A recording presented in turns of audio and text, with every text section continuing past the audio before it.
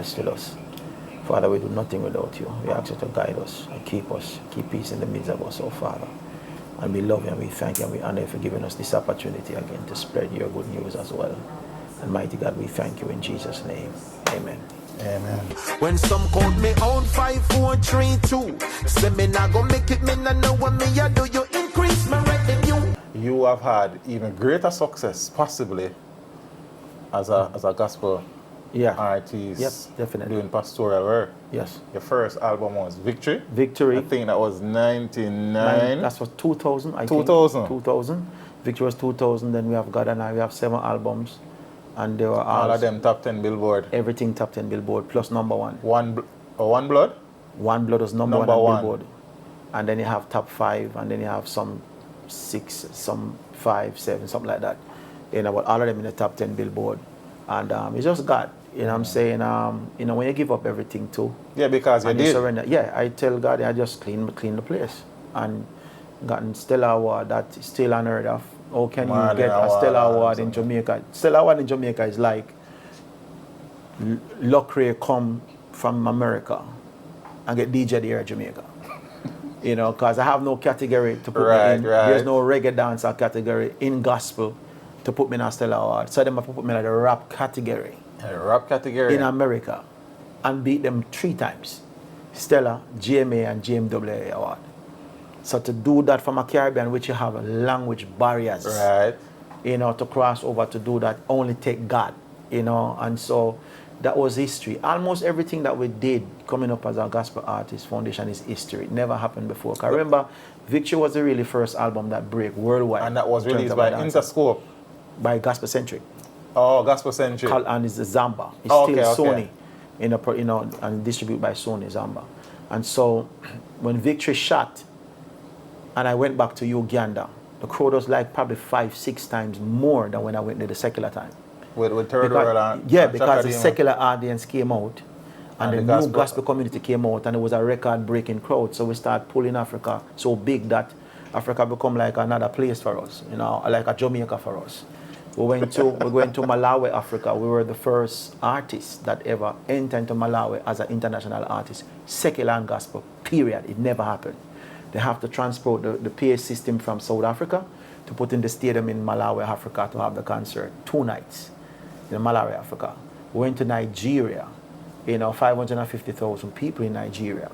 A whole lot of us, Israel Art, Fred Aman, even Cheryl was there, Cheryl Franklin was there as well. So we've been to Africa so many times and see all the impact of the music. Because remember, the secular fan base, you know, people don't understand that we have a huge fan base secular, and a lot of those fans got saved before I do.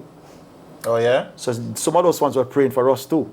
And so by the time I get into the kingdom, them say welcome. You know. And so you have a new fan base you have a fan base already there from your old fan base, and then you have the people who want to speculate. Them just say, I want to see what it's like. So you find when crowds start merge, it was huge. So even Uganda couldn't find my engineer. He could like a sea of people.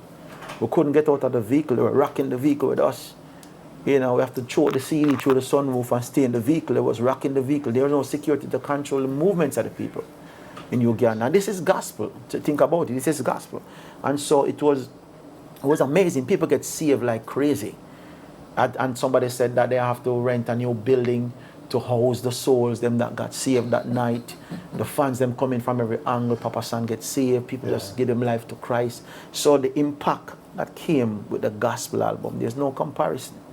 You know, what this album does. We see so much things happening in Europe, in England, you know, you name it, the Caribbean, massive crowd, people get saved left, right, and center to hear the gospel of Jesus Christ. So Papa San is pulling bigger crowds as a gospel artist than when he was... Yeah, in eras, and there's other eras that I've not been to back yet. Okay. Because my prayer is to go back to all of them places where I've been before. But I did about probably 90% of it already. But at the end of the day, there's still some areas that I still need to venture back into.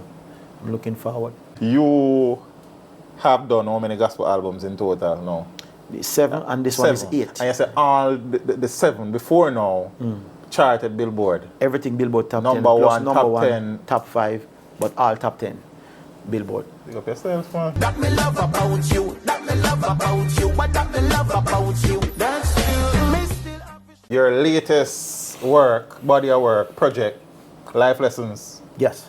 That is scheduled to be released Friday the 12th of August.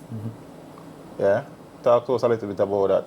Well, it's really life lessons. Because life lessons. after pass through so many things in my life, secular and even gospel, you can look back on your journey and try to, and you can, see things that, mistakes that you have made, things that you have learned, and, from betrayal to everything. And you can write about those things, but you use the gospel now as the antidote, as the medicine to deal with those areas of your life. I remember whatever things we go through, other people go through the same things too. So when I sing about myself, I sing about another person's experience. It'll help somebody else. And that's what the whole album is all about. It's life lessons. You learn from what you live, and you show them how God get you out of it, and how God carry you through some things, or carry you out of some things, or prevent you from some things as well. And this is what the album is all about. Where are some of the people on it? I don't have no collab on no this. Collab on This is the this first one? album. I have no Without collaboration. collabs? No collaboration. Oh, yeah? No collaboration. The first time. Pre-order open After already? our 8th album. Yeah, pre-order is open. Where people can find the album? Every platform. Everywhere. Apple, the whole thing is coming out on a VP Records. Okay.